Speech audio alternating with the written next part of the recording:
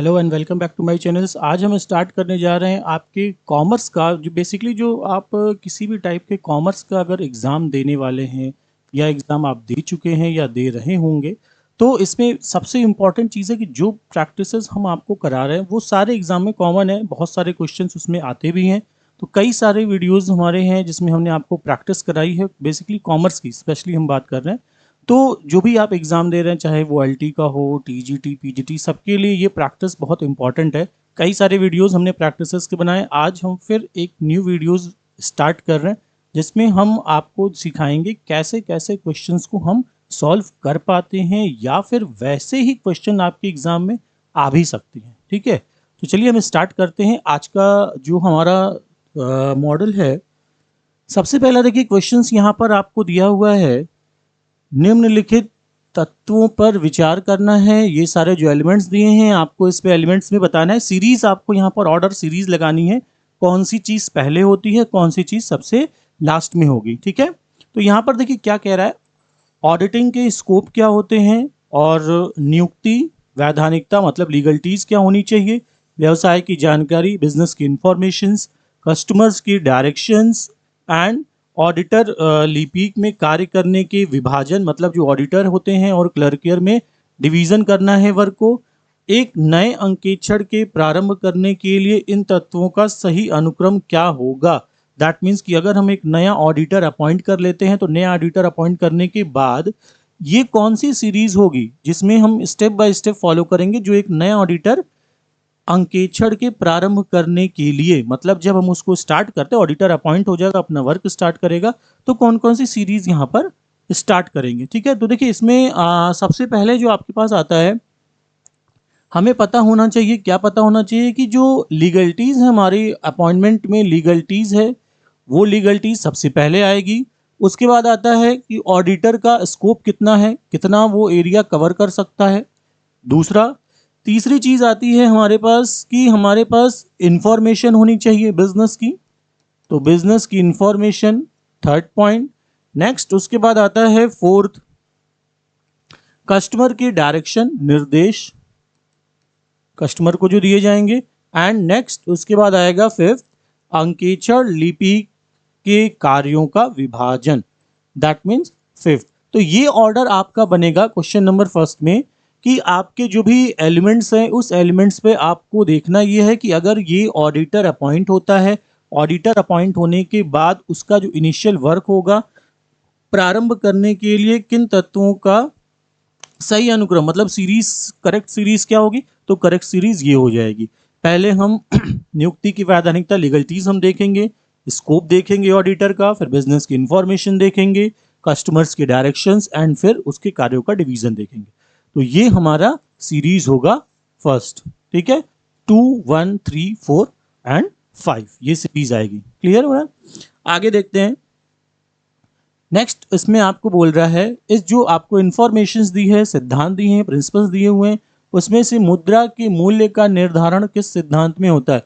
इसका अलग से हमने स्पेशल वीडियोस बनाया था, पूरे स्टैंडर्ड्स और पूरे आपको जो मानक थे हमने आपको सारे बताए थे स्टेप बाय स्टेप करके।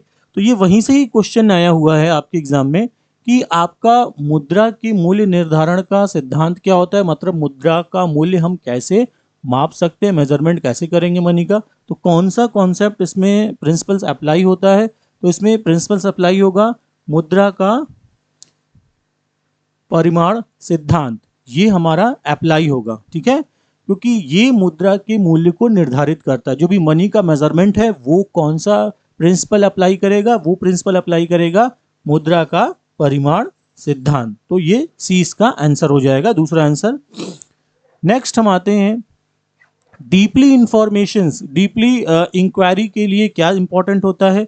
सभी लेखा पुस्तकों की जांच होनी चाहिए, स्पेशल अकाउंट बुक की इंफॉर्मेशन जांच होनी चाहिए, रोकड़ बही की जांच होनी चाहिए, या इसमें से कोई नहीं। देखिए अगर हम गहन जांच करते, गहन जांच मतलब तो पूरा डीपली जांच करते हैं, अगर डीपली हम कोई भी चीज़ का इंस्पेक्शन कर रहे हैं, किसी भी चीज़ का, तो उसके लिए इंपॉर्टेंट क्या होता है हमारे लिए, स्पेशल लेखा पुस्तकों की जांच होती है। डीपली जांच मतलब अगर कोई भी इंस्पेक्शन होता है, बहुत डीपली इंस्पेक्शंस करते हैं, तो इंस्पेक्शंस में आपको ध्यान ये रखना है स्पेशल अकाउंटिंग बुक आपकी स्पेशल अकाउंटिंग बुक की डीपली जांच होनी चाहिए। ठीक है, तो डीपली जांच के अंतर्गत क्या आएगा? विशिष्ट लेखा पुस्तक की जांच, दैट मीन्स स्पेशल बुक जो आप जांच करेंगे इसके अंतर्गत। ठीक है, तो इसका आंसर हो जाएगा आंसर नंबर बी। नेक्स्ट, लेखा परीक्षक के त्यागपत्र, मतलब उसने रिजाइन दे दिया है, तो उसके कारण से जो भी पोस्ट वैकेंट होगी उस पोस्ट को, वैकेंट पोस्ट को कैसे भरेंगे? अगर कोई भी हमारा लेखा परीक्षक है और उसके बाद वो रिजाइन दे दिया, त्यागपत्र दे दिया, चला गया, वो जो पोस्ट वैकेंट हुई है उस वैकेंट पोस्ट को हम कैसे फिल करेंगे? केवल वार्षिक साधारण सभा में अंशधारियों के द्वारा, that means only annual journal meetings share holders के थ्रू, केवल संचालक मंडल के द्वारा, दैट मीन्स डायरेक्टर्स के थ्रू, कंपनी लॉ बोर्ड के थ्रू एंड कंपनी के मैनेजिंग डायरेक्टर के थ्रू।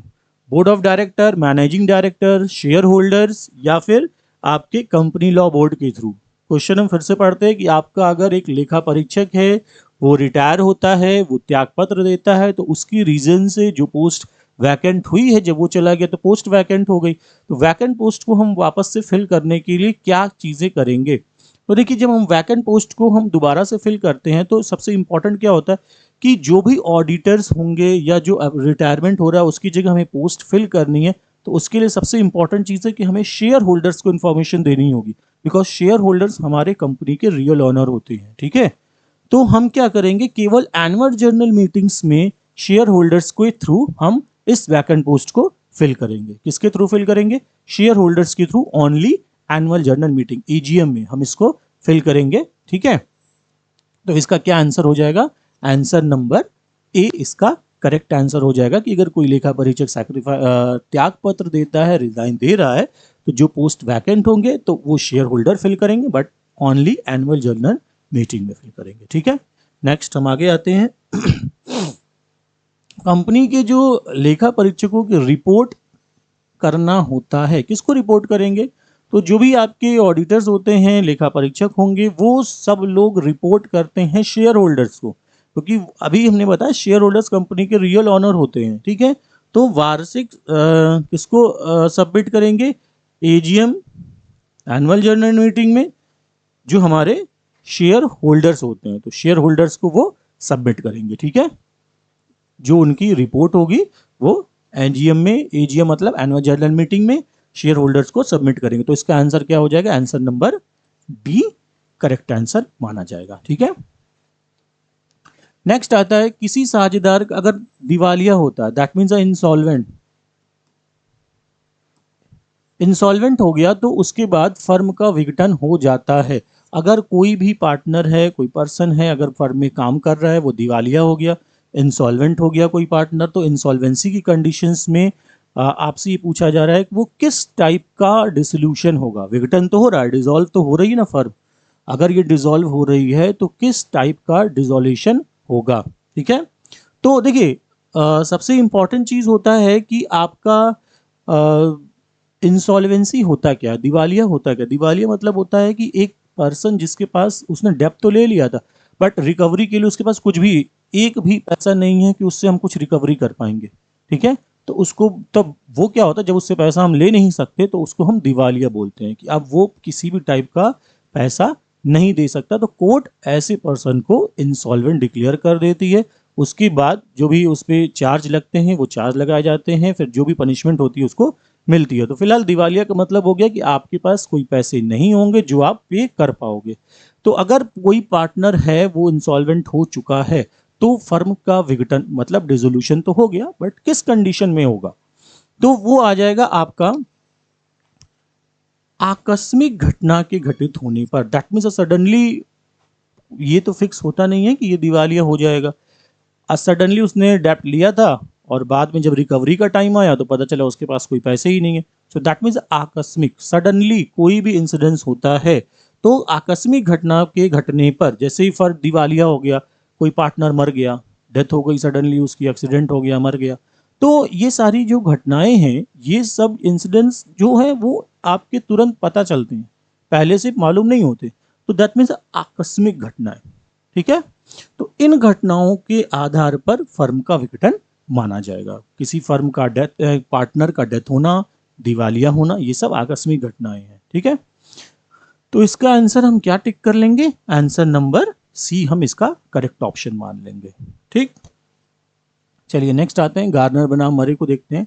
गार्नर बनाम मरे में नियम जो अप्लाई होता है वो वसूली खाता की हानि बांटेंगे। देखिए यहाँ पर कह रहा है कि आप जो पार्टनर्स को गार्नर्स बनाम मरेज के जो नियम है, जो रूल अप्लाई किए गए हैं, उस रूल के अकॉर्डिंग अगर फर्म में या कंपनी में कोई प्रॉफिट एंड लॉस होता है तो उस प्रॉफिट एंड लॉस को पार्टनर में हम कैसे डिवाइड करेंगे, ये आपसे क्वेश्चन में पूछा गया है। तो देखिए यहाँ पर ऑप्शन क्या दिया गया है, ओपनिंग कैपिटल के अकॉर्डिंग रेशियो में करेंगे, प्रॉफिट एंड लॉस के अकॉर्डिंग करेंगे, क्लोजिंग कैपिटल के अकॉर्डिंग करेंगे, या फिर इसमें से कुछ भी नहीं करेंगे इसको। ठीक है, तो यहाँ पर ना तो ओपनिंग में करेंगे ना तो क्लोजिंग में करेंगे। अगर डिस्ट्रीब्यूशन होना है पार्टनर्स में तो हम distribution profit and loss ratio के अकॉर्डिंग ही डिवाइड करेंगे।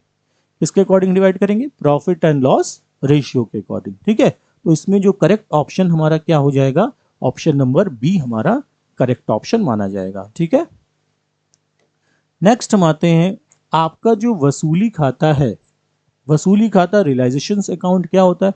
तो वसूली खाता आपका माना जाता है एक नाम मात्र, नाम मात्र मतलब जिसमें हम सारे एक्सपेंसेस, और जैसे वसूली realisation account is just like a profit and loss, जैसे हम प्रॉफिट एंड लॉस बनाते थे जिसमें हम सारे ट्रेडिंग के सारे प्रॉफिट एंड लॉस के डायरेक्ट इनडायरेक्ट एक्सपेंसेस हम प्रॉफिट एंड लॉस में इनडायरेक्ट एक्सपेंसेस लिखते हैं, फिर इनकम होती थी तब उसको मिला करके हम प्रॉफिट एंड लॉस बनाते थे।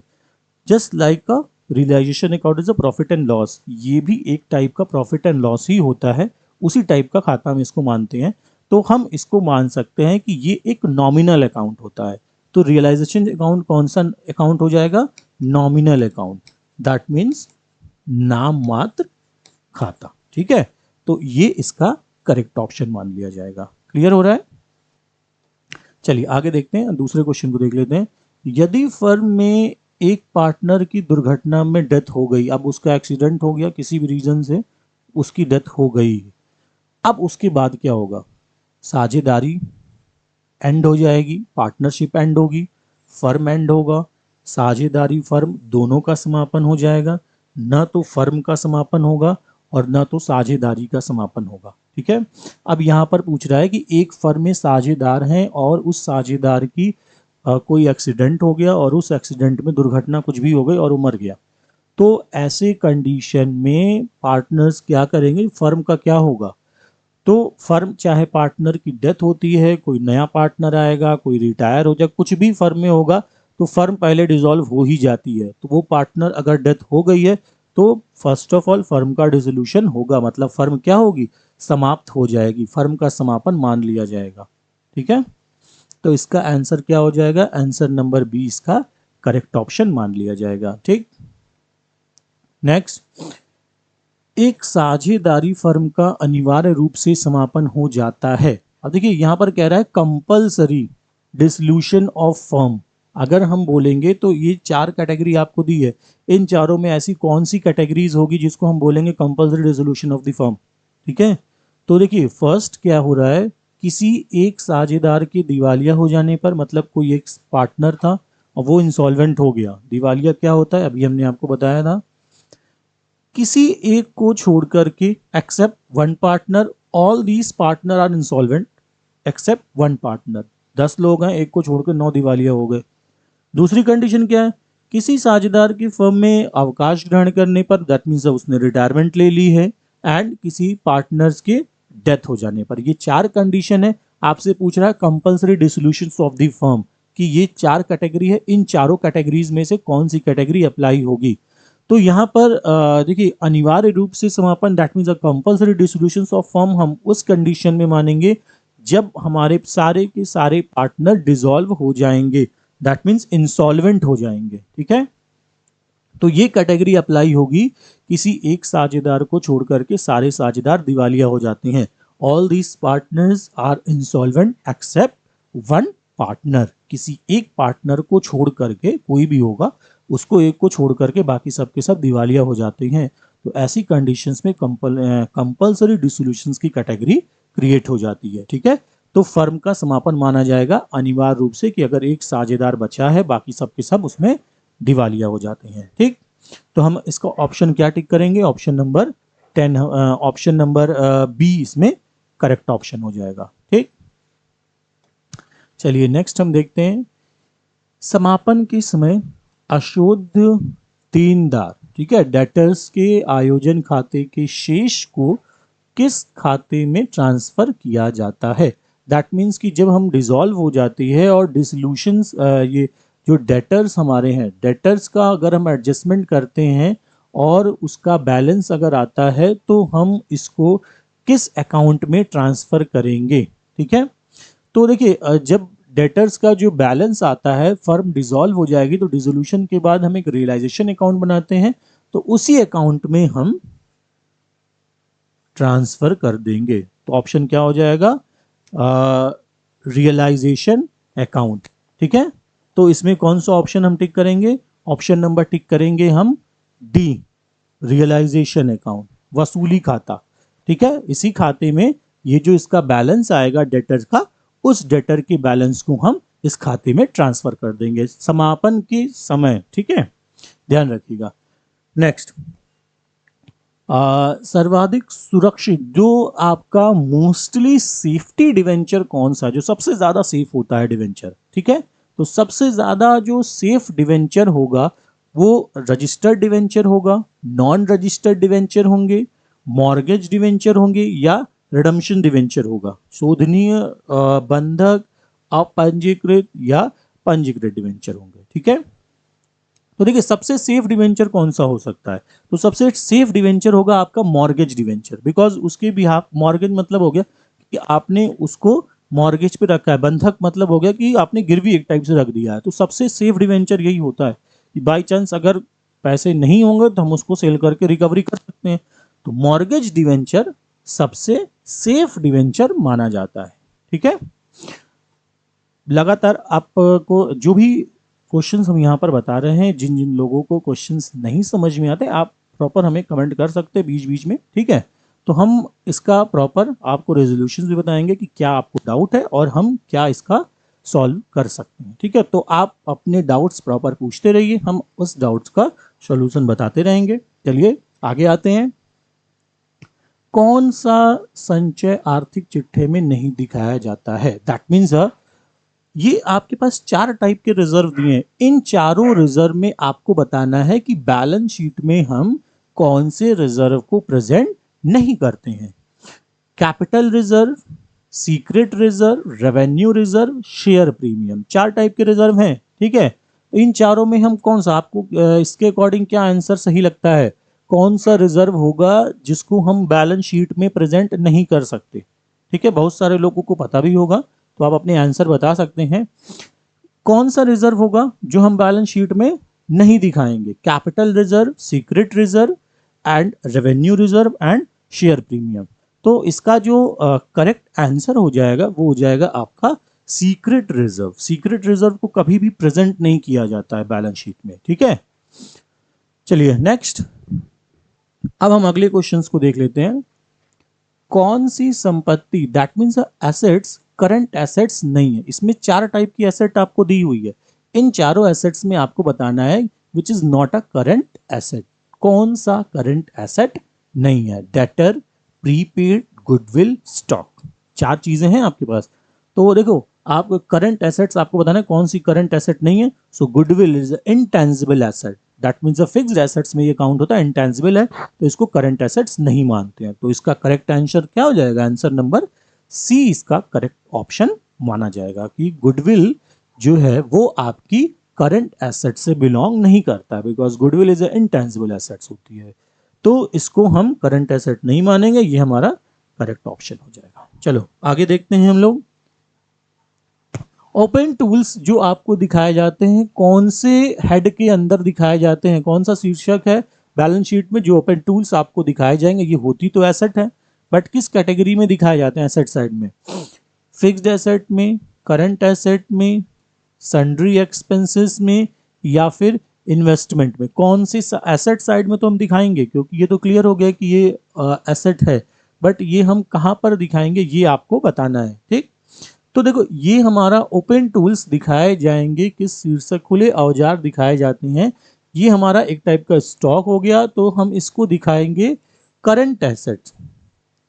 किस ऑप्शन में क्या टिक करेंगे हम? Current asset. किस हेड में दिखाएंगे? करंट एसेट में दिखाएंगे। ठीक है, चलिए अगले क्वेश्चन को देखते हैं। डिविडेंड, लाभांश दिया जाता है, डिविडेंड दिया जाता है, कौन से कैपिटल पे देते हैं हम? Issued capital, paid up capital, और authorise capital, called up capital. ठीक है, कौन सी कैपिटल हो गई? Issued, authorise and paid up, या फिर फुली पेड अप? कौन सी कैपिटल पे आप प्रोवाइड करेंगे? निर्गमित पूंजी, प्रार्थित पूंजी, प्रदत्त पूंजी, अधिकृत पूंजी। तो डिविडेंड क्या होता है? Dividend means part of profit जो हम शेयर होल्डर्स को प्रोवाइड करते हैं, तो वो डिविडेंड हम कौन सी कैपिटल पे कैलकुलेट करते हैं। ठीक, तो देखिए ये जो डिविडेंड जो भी कैलकुलेट होता है वो कैलकुलेट होता है प्रदत्त पूंजी पर। ठीक है, तो ऑप्शन क्या हम टिक करेंगे? Option number C correct option हो जाएगा। नेक्स्ट, ओके, आदत लाभांश that means outstanding dividends present किए जाते हैं। देखो आउटस्टैंडिंग है दैट मीन्स अ लायबिलिटी, ये तो कंफर्म हो गया, बट लायबिलिटी साइड में कौन से हेड में हम इसको प्रेजेंट करेंगे? तो लायबिलिटीज में आउटस्टैंडिंग दैट मीन्स अ चालू दायित्व, दैट मीन्स करंट लायबिलिटीज में हम इसको प्रेजेंट करेंगे। तो जो इसका जो आउटस्टैंडिंग डिविडेंड हो गया, अदत्त लाभांश हो गया, वो दिखाया जाएगा किस शीर्षक के अधीन में दिखाया जाएगा? तो हम इसको बोलेंगे ये दिखाया जाएगा आपका चालू दायित्व में। ठीक है, चलिए ध्यान से क्वेश्चंस देखते रहिए और डाउट्स आपकी जो भी हैं वो पूछते रहिए आप। नेक्स्ट आता है, जो आपके ईयर के मिड में जो भी डिविडेंड डिक्लेयर किए जाते हैं उस डिविडेंड का क्या नाम है? जो मिडिल ऑफ द सेशन, जो सेशन के मिड में डिक्लेयर करते हैं, तो ऑब्वियसली जो सेशन के मिड में डिक्लेयर करते हैं उसको तो इंटरिम डिविडेंड बोलते हैं। ठीक है, interim dividend. So interim dividend is option B, interim dividend, अंतरिम लाभांश,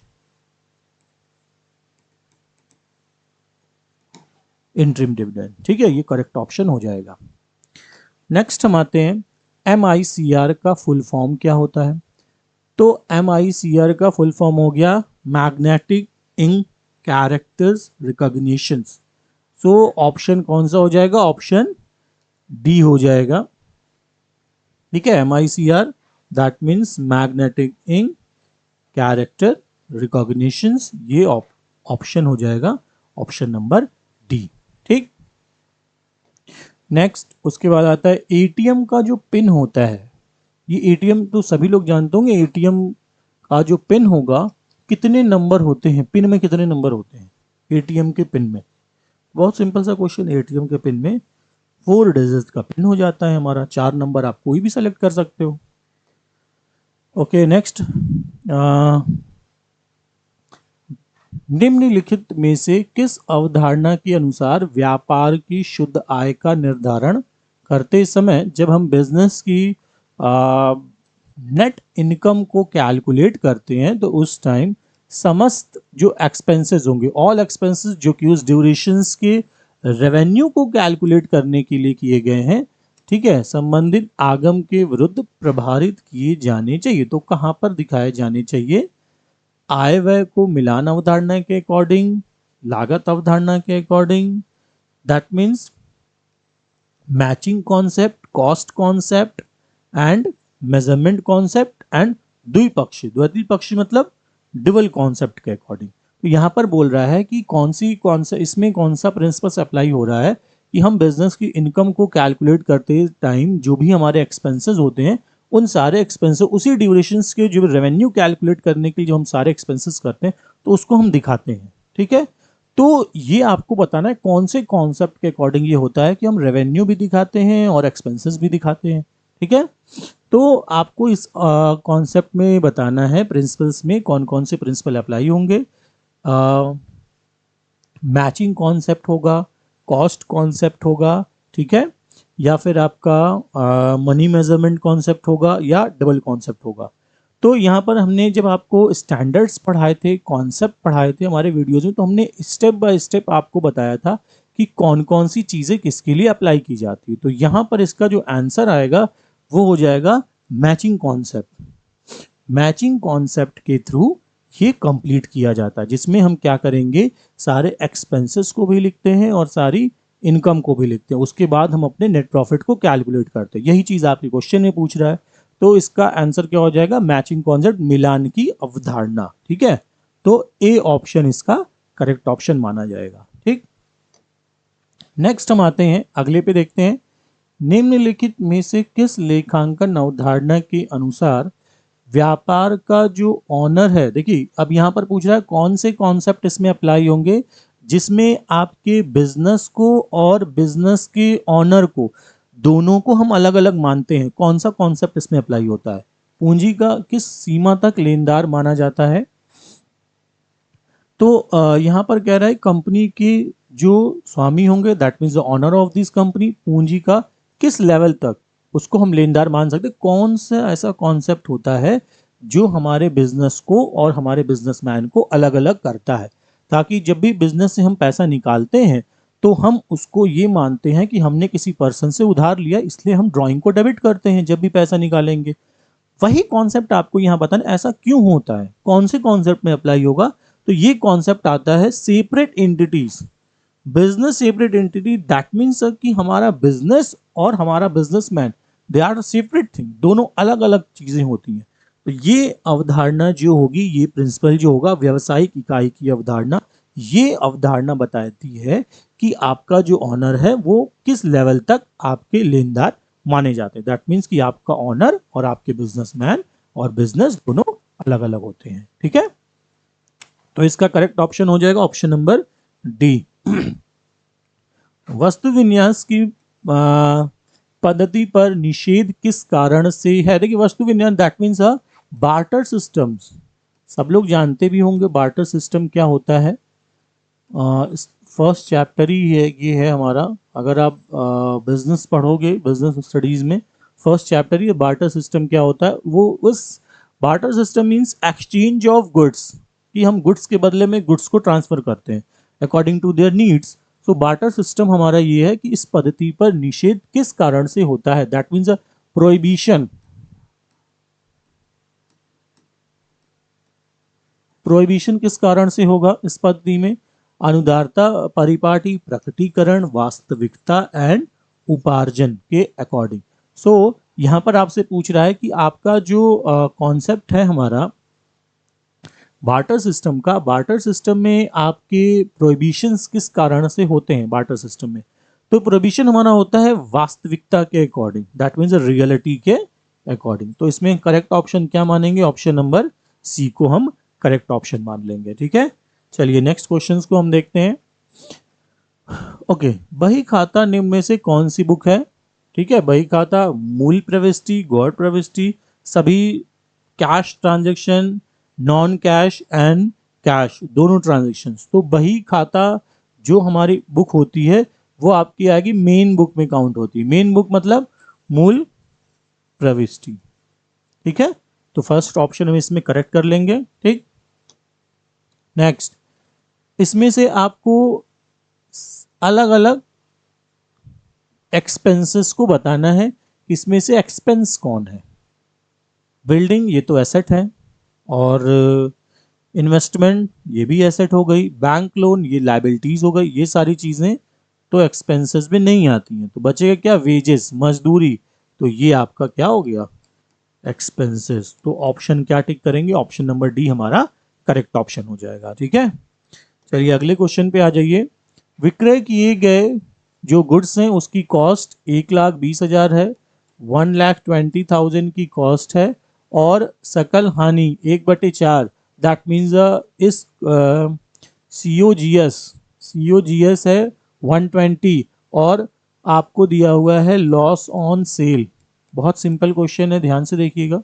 loss on sale is 1/4, so आपको करना है find out amount of sale. Sale को आपको फाइंड आउट करना है, सेल फाइंड आउट करेंगे आप।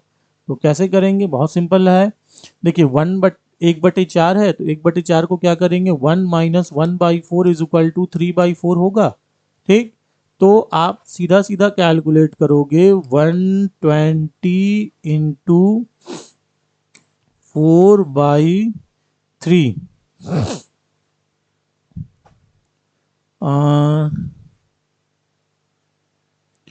तो ये हो जाएगा आपका 3 4 एंड नहीं 3/4।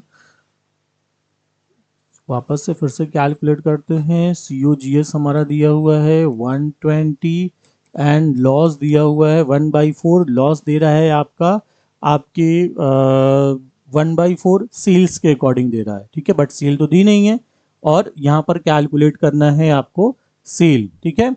तो हम फॉर्मूला यूज करेंगे 1,20,000 इंटू ये 1/4 कैलकुलेट कर रहा है, तो 1/4 हमारा आ जाएगा is equal to cost plus 1/4।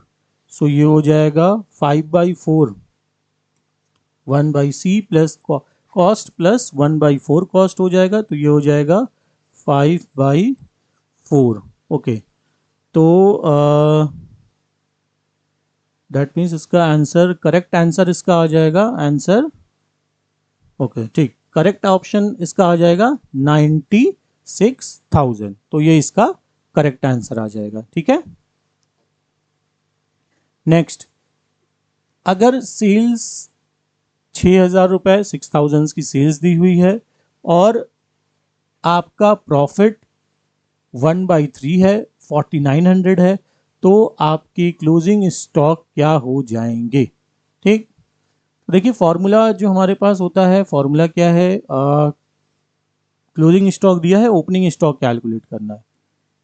COGS is equal to opening plus purchase plus ये फॉर्मूला अप्लाई नहीं होगा। सेल दिया हुआ है आपको, ग्रॉस प्रॉफिट आप कैलकुलेट करना है 1/3 हो जा रहा है, सो 4,900 है और क्लोजिंग स्टॉक 900 है, तो आपको ओपनिंग स्टॉक कैलकुलेट करना है। सो बहुत सिंपल सी चीज़ है, ओपनिंग स्टॉक का आंसर 500 दिख रहा है यहाँ पर।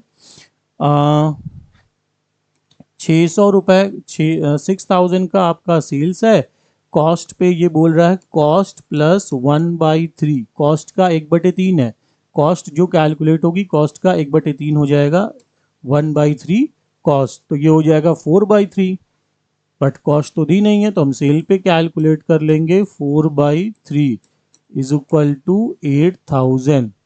ठीक, तो सेल हो गया 6,900 प्लस 8,000 एंड 6,994 यहाँ से हम माइनस करेंगे 49 69 में 49 हम माइनस करेंगे, बचे आपके 4,000 और यहाँ से हम 3,500 को माइनस कर देंगे, तो ओवरऑल कैलकुलेट करके आपका आ जाएगा 500 रुपए। ठीक है, तो ये इसका करेक्ट ऑप्शन मान लिया जाएगा, 500 रुपए हमारे, मतलब इसका जो ओपनिंग स्टॉक आएगा वो हो जाएगा 500 रुपए का। ठीक है, नेक्स्ट, निम्नलिखित में से कौन सा समीकरण सही है। ठीक, आपको यहां पर बताना है कि कौन सा इक्वेशंस है जो इक्वेशन करेक्ट इक्वेशन मानी जाती है। ठीक है, तो करेक्ट इक्वेशंस में आपको opening stock plus purchase minus cost of goods sold is equal to closing stock, opening stock plus cost of goods sold minus purchase closing stock नहीं। ठीक है, तो आपको बताना है इक्वेशन कौन सा इक्वेशन सही है, तो कौन सा इक्वेशन, इक्वेशन नंबर सी, ये सही इक्वेशन। ओपनिंग स्टॉक में अगर हम परचेज ऐड कर लेते हैं तो परचेज ऐड करके अगर हम COGS माइनस कर देंगे, ओपनिंग स्टॉक में परचेज ऐड करके COGS माइनस कर देंगे तो हमारा क्लोजिंग स्टॉक कैलकुलेट हो जाएगा। जो लास्ट क्वेश्चन हमारा था, ये वाला क्वेश्चन जो इसमें जो दिया हुआ था, यही फॉर्मूला इसमें भी एप्लीकेबल होगा, ये फॉर्मूला जो इस क्वेश्चन में दिया गया है। Opening stock plus purchase minus cost of goods sold is equal to closing stock. उसी फॉर्मूले के थ्रू हमने उसको सॉल्व किया था, तो 96,000 आंसर आ गया था। तो ये फॉर्मूला आप उसमें यूज कर सकते हैं, ठीक है। तो इसका करेक्ट ऑप्शन क्या हो जाएगा? Option number C correct option हो जाएगा। नेक्स्ट हम आते हैं, इसमें आपको बताना है, दोबारा फिर से इक्वेशन आ गई, तो इस इक्वेशंस में आपको बताना है कि कौन सा इसमें सही इक्वेशन होगा, ठीक है। कॉस्ट ऑफ गुड्स सोल्ड और cost of goods sold minus opening stock, just इसी का एक सेम ऑप्शन यही हो जाएगा, इज इक्वल टू परचेज। चलिए इसमें ये क्वेश्चन नेक्स्ट हम एक क्वेश्चन आपका ये था स्टॉक, ओके। तो इसका ऑप्शन हमने आपको बताया था opening stock plus purchase minus cost of goods sold is equal to closing stock, ठीक। नेक्स्ट उसके बाद हम आते हैं, ये क्वेश्चन है हमारा, ओके। नेक्स्ट क्वेश्चन आता है ये क्वेश्चन, संपत्ति की लागत 21,000 कॉस्ट है, स्क्रैप वैल्यू, ठीक है, अवशिष्ट मतलब स्क्रैप वैल्यू हो गई इसकी, स्क्रैप वैल्यू आ गई 10,000, डेप्रीशिएशन मूल्यह्रास दैट मीन्स डेप्रीशिएशन वैल्यू कितनी है? 10% है, और स्ट्रेट लाइन मेथड फॉलो करना है। तो फर्स्ट ईयर के डेप्रीशिएशन क्या होगा? तो देखिए डेप्रीशिएशन कैसे कैलकुलेट करें, जब परसेंटेज दिया होता है तो डायरेक्ट वैल्यू से हम डिवाइड कर लेते हैं, बट अगर परसेंटेज नहीं दिया होता है तो कैसे डेप्रीशिएशन कैलकुलेट करेंगे?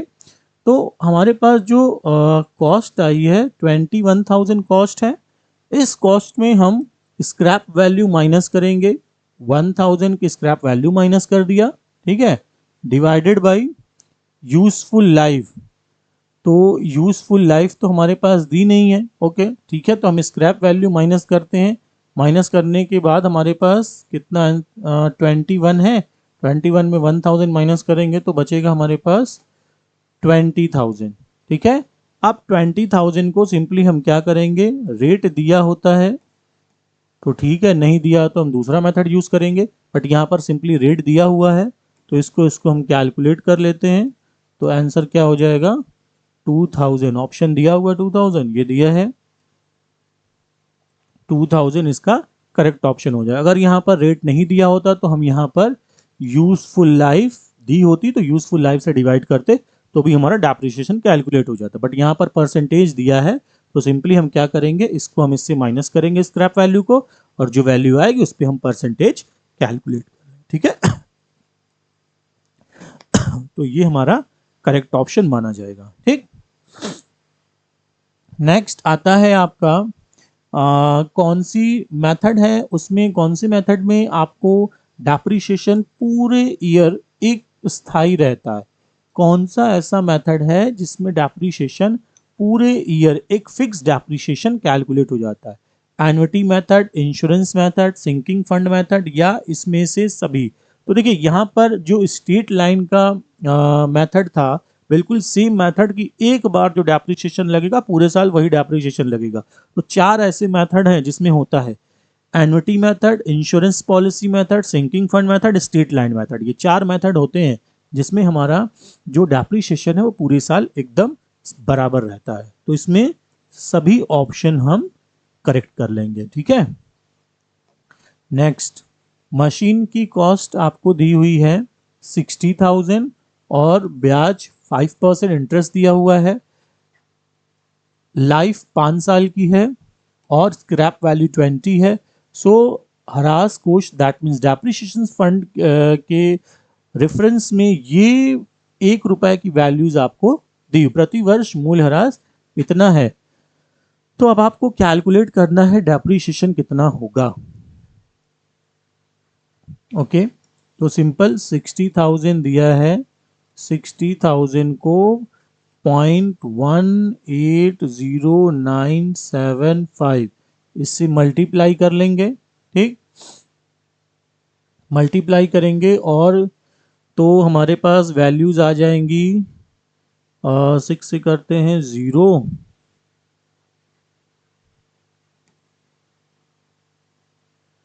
कैरी 4, 9, ओके, सो 4, 1 2 3, 1 2, 1 2 3 4 5 6, 6, 1 2 3 4 कट गए और 2 यहाँ पर बचेंगे 0, तो कैलकुलेट हो जाएगा 1889.5। ठीक है, तो अप्रॉक्स ये आंसर आएगा। आप कैलकुलेट करोगे तो देखिए अप्रॉक्स कैलकुलेशन में अप्रॉक्स 10,800 समथिंग आएंगे, तो हम इस ऑप्शन को करेक्ट मानते हैं। आप एक बार कैलकुलेट करके देखोगे तो 10,850 की समथिंग आंसर आएगा। ठीक है, तो ये आंसर हम करेक्ट आंसर मान लेंगे। ठीक है, एक बार आप कैलकुलेट करके चेक भी करेंगे। 90,000 फिर से वही चीज आ गई, 90,000 है, 3 ईयर के लिए आपका 5% इंटरेस्ट है।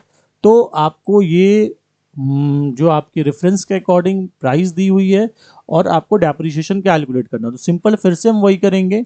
90,000 इंटू 0.317208 के अकॉर्डिंग अगर हम कैलकुलेट करते हैं तो वापस से फिर से उसको मल्टीप्लाई करेंगे। 98272728164 51 and 0 is carry 1 28 ओके, ये हो गया। अब 1 2 3 4 1 2 3 4 1 2 3 4 5 6 0 लगाएंगे, 1 2 3 4 5 6, तो ये आ गया 28,954 आंसर। सो 28,054 28,548, ये आ गया 28,548। ठीक, ये आंसर इसका करेक्ट ऑप्शन माना जाएगा। ठीक है, 90,000 को डायरेक्टली हम इससे इंटरेस्ट वाले क्वेश्चन आएंगे तो आपको इस जो रेफरेंस वैल्यू है इससे हम आपको इससे डिवाइड कर सॉरी मल्टीप्लाई कर देना है, तो आंसर करेक्ट हो जाएंगे। अगर एक आध 2 डिजिट का डिफरेंस होता है तो भी कैलकुलेटेड होगा सही आंसर। मेन ये आपका इतना सही होना चाहिए, ये 2 डिजिट ऊपर नीचे होगी तो कोई इससे मतलब नहीं है। ठीक है, नेक्स्ट हम आते हैं 5,000 का 5 ईयर का लीज अगर दिया जाता है लॉज पे, तो सेम वही चीज आ गई। फिर से हम इसको क्या करेंगे, 5,000 से मल्टीप्लाई कर देंगे, तो 5,000 इंटू पॉइंट, यहाँ पर पॉइंट नहीं लगा, 023,975 है। इससे आप जब इससे मल्टीप्लाई करोगे तो 1,000 क्योंकि 5 है तो इसका जस्ट डबल लगभग 1100 के आसपास आएगा। तो इस आंसर को हम करेक्ट मान लेंगे। आप इसको कैलकुलेट करके चेक भी करेंगे तो लगभग 1100 के आसपास आएगा, तो इसका आंसर ये हो जाएगा, 1100 के समथिंग आएगा। ठीक है, तो एक बार हम कैलकुलेट करके चेक भी कर लेते हैं। तो 5 5 25 2 3 4 5 0, ठीक है, एंड 1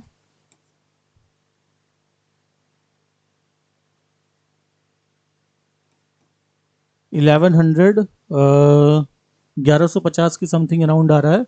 तो ऑप्शन नंबर सी हमारा करेक्ट ऑप्शन हो जाएगा। 1150 समथिंग आप और कैलकुलेट करोगे तो ये 1154 के आसपास पहुंचेगा। ठीक है, नेक्स्ट क्वेश्चन नंबर 19 में जो दी गई इंफॉर्मेशन थी उससे डेप्रिसिएशन की वैल्यू क्या होगी और रिटर्न डाउन वैल्यू अगर मेथड हम कैलकुलेट करते हैं। वापस क्वेश्चन नंबर 19 में जो क्वेश्चन दिया था उसके अकॉर्डिंग आपसे पूछ रहा है कि डेप्रिसिएशन की वैल्यू क्या होगी। तो वापस हम देखते हैं क्वेश्चन नंबर 19, हम देख लेते हैं कहाँ गया क्वेश्चन नंबर 19। जस्ट उसी के अकॉर्डिंग ये क्वेश्चन है, क्वेश्चन नंबर 19। ओके, तो क्वेश्चन नंबर 19 के अकॉर्डिंग डेप्रिसिएशन कैलकुलेट करना है। ओके, ठीक है, चलो इस क्वेश्चन को हम देखते हैं। नेक्स्ट अगला क्वेश्चन, पहले हम एक क्वेश्चन देखते हैं, क्वेश्चन नंबर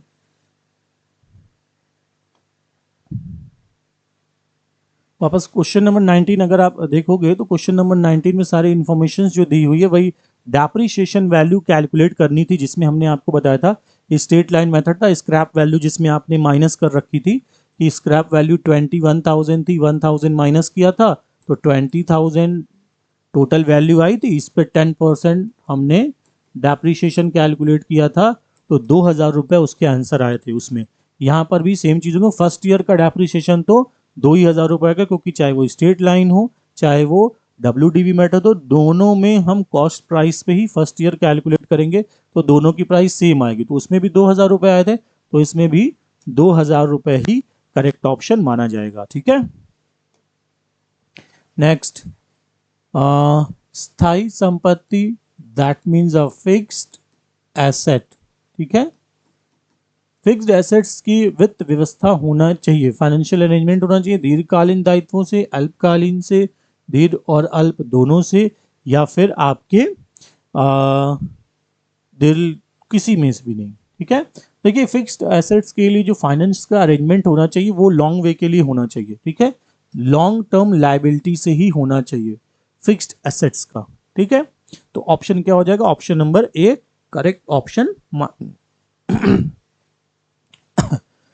निम्नलिखित विधियों में से कौन सी विधि संपत्ति का खाता दैट मीन्स पूरे अकाउंट के लाइफ, लॉन्ग लाइफ जो भी जीवन काल है पूरे साल का, वास्तविक लागत में दिखाई देता है? कौन सी विधि में संपत्ति का खाता पूरे जीवन काल में अपनी रियल कॉस्ट पे दिखाई दिया जाता है?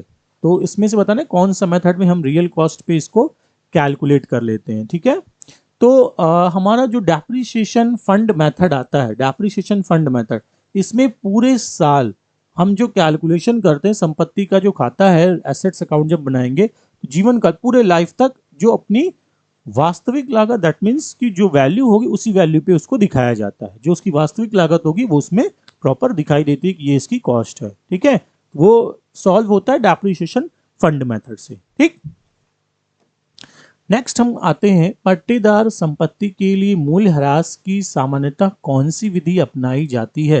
तो देखिए यहाँ पर कह रहा है कि जो लीज एसेट्स है, लीज एसेट्स के लिए जो आप डेप्रिसिएशन कैलकुलेट करोगे तो वो कौन से मेथड में कैलकुलेट करोगे? लीज एसेट्स के लिए जो डेप्रिसिएशन कैलकुलेट होगा वो हो जाएगा आपका straight line method, simple annuity method, depreciation method, policy method.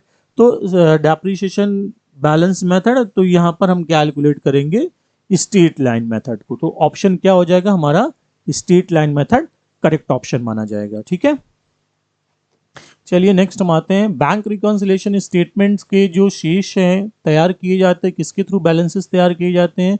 तो वो हमारा आएंगे जो बैलेंसेस रिकॉर्ड किए जाते हैं वो रिकॉर्ड किए जाते हैं। देखिए बैंक रिकॉन्सिलिएशन स्टेटमेंट होता क्या है, ये हमने आपको थ्योरी में भी बताया था और बहुत पहले भी वीडियोस में बताया था कि बैंक रिकॉन्सिलिएशन का स्टेटमेंट का मतलब होता है जब हमारी कैश बुक और पासबुक में डिफरेंसेस होने लगते हैं और उस डिफरेंस को हम रिजॉल्व करते हैं तो उसी के लिए हम बनाते हैं बैंक रिकॉन्सिलिएशन स्टेटमेंट। तो ये किनके बैलेंसेस के थ्रू बनाया जाता है, कैश बुक और पासबुक। ये दो बैलेंसेस होते हैं कैश बुक के या पासबुक के, तो उनके थ्रू हम कैलकुलेट करते हैं। ठीक है,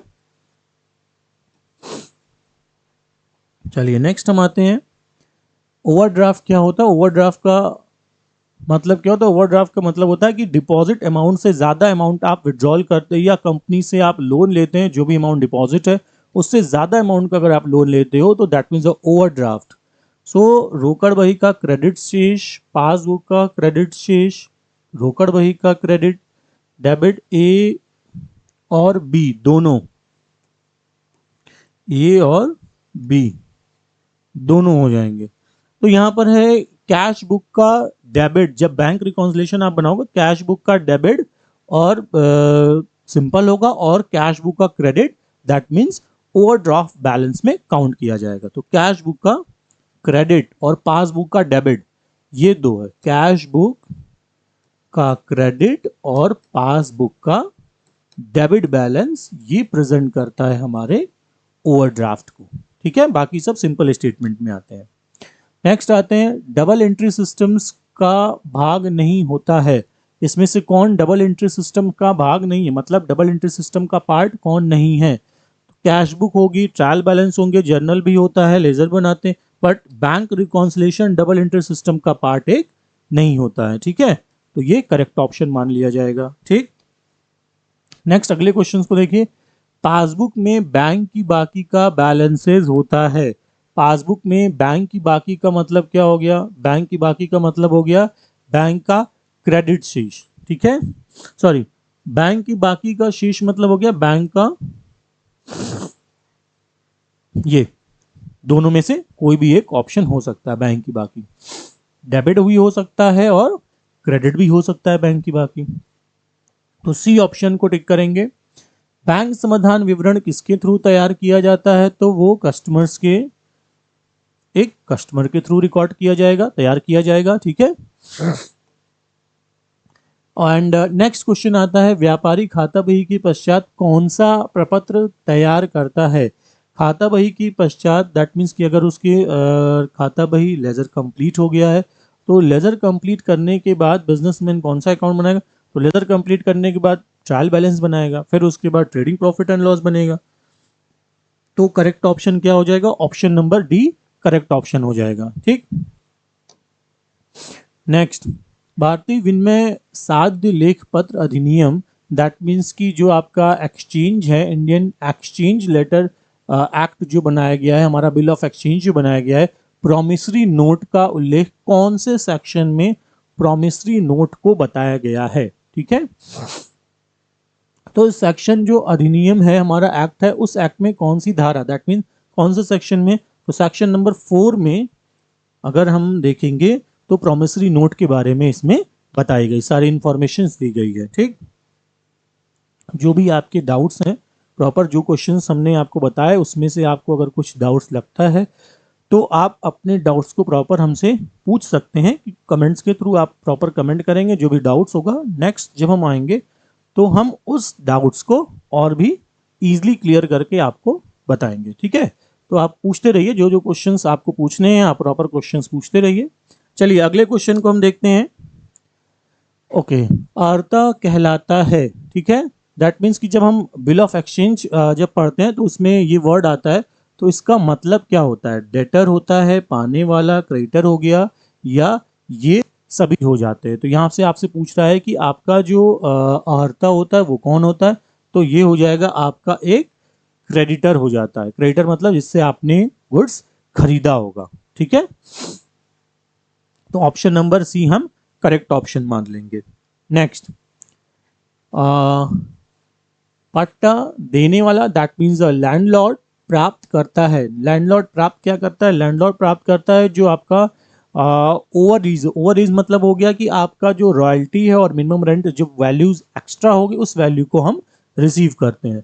तो ऑप्शन आ जाएगा रॉयल्टीज एंड मिनिमम रेंट में जो अधिक हो जाएगा वो लैंडलॉर्ड को मिलेगा। ये एक टाइप की उसकी इनकम होती है, रॉयल्टीज या आपकी मिनिमम रेंट में से जो भी वैल्यू एक्सेस होगी उसी वैल्यू को हम लैंडलॉर्ड को प्रोवाइड करेंगे। ठीक है, नेक्स्ट हम देखते हैं, जब रॉयल्टीज का पेमेंट किया जाएगा, रॉयल्टी को पेमेंट किया जाएगा तो पट्टा लेने वाले की पुस्तकों में, मतलब जिसको लीज पे लिया गया है तो उसकी बुक में डेबिट किया जाएगा। किसको डेबिट किया जाएगा? तो ऑब्वियसली जो लीज पे अगर हम ले रहे हैं तो लीज के जब लेंगे तो लैंडलॉर्ड को ही डेबिट करेंगे। तो फर्स्ट ऑप्शन इसमें करेक्ट ऑप्शन माना जाएगा। ठीक है, लैंडलॉर्ड के अकाउंट को हम डेबिट कर लेंगे। नेक्स्ट उसके बाद आता है, जब इंस्टॉलमेंट के अमाउंट एंड ड्यूरेशन दोनों इक्वल होते हैं, इंस्टॉलमेंट का अमाउंट और ड्यूरेशन दोनों इक्वल होंगे तो ब्याज, जब हम इंटरेस्ट कैलकुलेट करते हैं तो कैलकुलेट करने के लिए कौन सा कैलकुलेशन हम इसमें यूज करेंगे? ठीक है, तो इसमें हम कैलकुलेशन करेंगे रिवर्स एंट्रीज। जो हम रिवर्स मेथड जो था, हमने आपको लास्ट वीडियोस में भी बताया था, reverse series method. Reverse series मतलब होगा कि जैसे 5 साल है तो उसको हम रिवर्स करेंगे, 5 + 4 + 3 + 2 + 1। अगर 4 साल हैं तो 4 से स्टार्ट करेंगे, 3 है तो 3 से स्टार्ट करेंगे, ऐसे ये रिवर्स क्रम होते हैं। ठीक है, तो जब हमारे ये अप्लाई कब होंगे? जब इंस्टॉलमेंट का अमाउंट और इंस्टॉलमेंट की ड्यूरेशन दोनों एक दूसरे के इक्वल हो, मतलब जितना अमाउंट है, अगर 5 साल अमाउंट है तो ड्यूरेशन 5 साल है या ड्यूरेशन हमारी इक्वल है, अमाउंट इक्वल है, तो ऐसे कंडीशंस में हम रिवर्स मेथड को यूज करते हैं। ठीक है, ये आंसर हो जाएगा इसका। किराया क्रय पद्धति, ठीक है, हायर परचेज सिस्टम्स में लास्ट पेमेंट, लास्ट इंस्टॉलमेंट का भुगतान नहीं होने तक जो आपका गुड्स है उसकी रिपेयर की रिस्पॉन्सिबिलिटी किसकी होती है? तो जब तक हम लास्ट पेमेंट नहीं कर देते तब तक हम उसके ऑनर नहीं बन सकते। जो हायर परचेज सिस्टम है वो ये बताता है कि आप जब लास्ट पेमेंट कर दोगे तब आप उसके ऑनर बनोगे और उसके बाद रिस्पॉन्सिबिलिटी आपकी होगी। बट अगर लास्ट पेमेंट हमने नहीं करी है तो वो सेलर रिस्पॉन्सिबल होगा तब तक के लिए, जब तक हम ऑनर नहीं है तब तक सेलर ऑनर है। तो लास्ट पेमेंट तो अभी हमने की ही नहीं है, तो इसके लिए रिस्पॉन्सिबल कौन माना जाएगा? सेलर माना जाएगा। ठीक है, तो यहाँ पर जो ये बोला जा रहा है कि हायर परचेज सिस्टम्स में closing, that means last instalment payment नहीं हुई है, उसके बाद भी अगर हम गुड्स की रिपेयरिंग कराते हैं तो उसके लिए सेलर ही रिस्पॉन्सिबल माना जाएगा। ठीक, क्योंकि लास्ट पेमेंट को परचेजर को हम दे ही नहीं सकते। Okay, next, instalment payments method में कौन सा स्टेटमेंट इसमें सही है? इसके अकॉर्डिंग, इंस्टॉलमेंट पेमेंट के अकॉर्डिंग, फर्स्ट इंस्टॉलमेंट का भुगतान के बाद जो क्रेता है वो ऑनर बन जाता है, ये तो गलत है। अंतिम किस्त के भुगतान न होने तक स्वामित्व विक्रेता के पास ही रहता है, हाँ ये सही लग रहा है। तीसरा क्या कह रहा है? किसी भी किस्त का भुगतान न होने पर विक्रेता, ये तो कुछ नहीं है। इस पद्धति का किराया क्रय पद्धति से भिन्न नहीं है, बिल्कुल अलग है। तो इसमें ऑप्शन जो सही बताया जा रहा है वो ऑप्शन बताया जा रहा है, बी ऑप्शन बताया जा रहा है। ठीक है, नहीं, किस्त इंस्टॉलमेंट पेमेंट के संबंध में कौन सा कथन फर्स्ट, सॉरी ये हायर परचेज में होता है, अंतिम किस्त का भुगतान करने के बाद ये हायर परचेज में होता है। इंस्टॉलमेंट पेमेंट में फर्स्ट इंस्टॉलमेंट आप पे करोगे तो आप उसके ऑनर बन जाओगे। ठीक है, तो इसका आंसर हो जाएगा फर्स्ट किस्त का भुगतान करने के बाद। इंस्टॉल हायर परचेज में ये ऑप्शन सही होगा कि अंतिम किस्त का भुगतान न होने तक स्वामित्व विक्रेता के पास रहता है, ये हायर परचेज में होगा। पर इंस्टॉलमेंट पेमेंट में क्या होगा? फर्स्ट किस्त का पेमेंट किया और उसके बाद से हम उसके ऑनर बन जाते हैं। ठीक, तो पहला ऑप्शन में इसमें करेक्ट हो जाएगा। नेक्स्ट, उसके बाद आता है आपका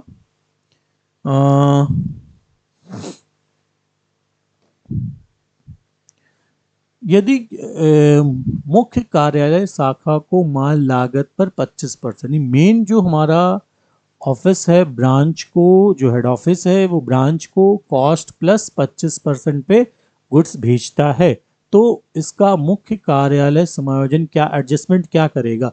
अगर 25% कॉस्ट पे भेजता है बट कॉस्ट नहीं है तो क्या करेंगे? रेट अपॉन 100 प्लस रेट कर लेंगे, दैट मीन्स 25 डिवाइडेड बाई 125 हो जाएगा, तो 1/5 कैलकुलेट कर लेंगे। ठीक है, तो बीजक का इनवॉइस का 1/5 ये इसका करेक्ट ऑप्शन माना जाएगा। ठीक है,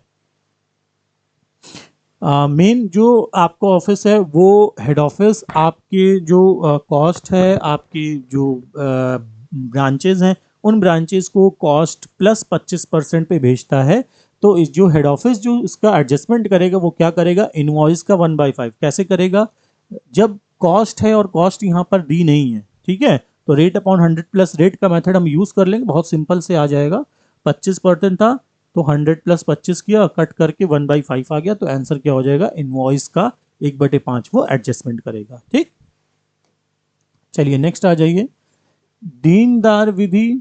ठीक है, debtor method and debtor and stocks method से निकाले गए लाभ को, ठीक है, क्या हमेशा बराबर होते, इक्वल होते हैं? कभी बराबर नहीं होते, कभी बराबर होते हैं, कभी बराबर नहीं होते, कभी अलग अलग हो जाते हैं। ठीक है, तो आपको ही बताना है कि डेटर है, डेटर मेथड, डेटर और स्टॉक मेथड दोनों में जब हम जो प्रॉफिट कैलकुलेट करते हैं तो उस प्रॉफिट को कैलकुलेट करते जब कर लेंगे तो प्रॉफिट हमारा जो आएगा उसका अमाउंट क्या होगा, ये मेथड, और इस मेथड से हम डेटर और स्टॉक विधि से निकालेंगे लाभ। दोनों से जब कैलकुलेट करेंगे प्रॉफिट को तो प्रॉफिट इक्वल होगा, कभी बराबर नहीं हो, कभी बराबर होगा, कभी बराबर नहीं होगा, या कुछ नहीं होगा। तो जब इस मेथड से हम स्टॉक के थ्रू और डेटर और विधि से कैलकुलेट करते हैं तो जो प्रॉफिट आएगा वो हमेशा दोनों में बराबर ही आना चाहिए। ठीक है, तो ये ऑप्शन करेक्ट हो जाएगा। ओके, चलिए नेक्स्ट आते हैं। ब्रांच एडजस्टमेंट खाते का नेचर कैसा होता है? तो ब्रांच एडजस्टमेंट खाते का जो नेचर होगा, ब्रांच किसी देखिए ब्रांच का जब एडजस्टमेंट करेंगे तो ब्रांच किसी न किसी नाम होगा, तो उस नाम को हम बोलेंगे, sorry, branch adjustment is just like profit and loss जैसे होता है, जिसमें हम सारे एक्सपेंसेस को दिखाते हैं, लॉसेस दिखाते हैं। तो इसको ब्रांच एडजस्टमेंट का नेचर एक नाम मात्र खाते टाइप का होता है। ठीक है, तो ऑप्शन क्या टिक कर लेंगे? ऑप्शन नंबर हम बी सही कर लेंगे। नेक्स्ट, दोहरा खाता प्रणाली डबल अकाउंटिंग सिस्टम्स के अंतर्गत, under this double accounting system fixed assets पर जो डेप्रिसिएशन लगता है वो क्या होगा? ह्रास कोष के रूप में पूंजी खाते में क्रेडिट करके दिखाया जाएगा, सामान्य चिट्ठे में दायित्व पक्ष में ट्रांसफर किया जाएगा, संपत्ति पक्ष में से घटा करके दिखाया जाएगा, पूंजी खाते में से। देखिए डबल अकाउंटिंग सिस्टम्स में, अगर सिंगल अकाउंटिंग सिस्टम्स में जैसे हम लोग नॉर्मली करते हैं कि एसेट से वैल्यू को हम माइनस कर देते, बट डबल अकाउंटिंग में क्या करेंगे? डबल अकाउंटिंग में दायित्व पक्ष में ह्रास कोष के रूप में दिखाया जाएगा। तो ये ऑप्शन सही होना चाहिए, ऑप्शन नंबर बी हमारा करेक्ट ऑप्शन माना जाएगा। सामान्य चिट्ठे में दायित्व पक्ष में ह्रास कोष, दैट मीन्स डेप्रिसिएशन फंड करके हम उसको दिखा देंगे। जो भी डेप्रिसिएशन का वैल्यू आएगा स्थायी संपत्तियों पे, तो डेप्रिसिएशन फंड करके हम लायबिलिटी साइड में दिखा देंगे डबल अकाउंटिंग सिस्टम में। ठीक, नेक्स्ट हम आते हैं, बिजली पूर्ति अधिनियम भारत में कब लागू हुआ था? तो भारत में लागू हुआ था 1948 में, 10 सितंबर को। ठीक है, बहुत सिंपल है, डेट ध्यान रखिएगा, 10 सितंबर 1948, बिजली पूर्ति अधिनियम, इलेक्ट्रिक सप्लाई एक्ट। नेक्स्ट इसके बाद आता है आपका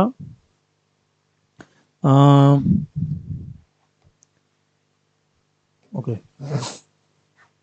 प्राथमिक समंकों का संपादन किया जाता है संगीत के लिए, एक रूपता के लिए, पूर्णता के लिए और सभी के लिए। तो प्राथमिक समंकों को जब डेटा हम कलेक्ट करेंगे तो वो सभी के लिए होता है, संगीत, एक रूपता, पूर्णता, सभी आंसर करेक्ट हो जाएंगे। ठीक, नेक्स्ट हम आते हैं, प्राथमिक समंकों के संग्रहण में अशुद्धि और त्रुटियों का कारण क्या होता है?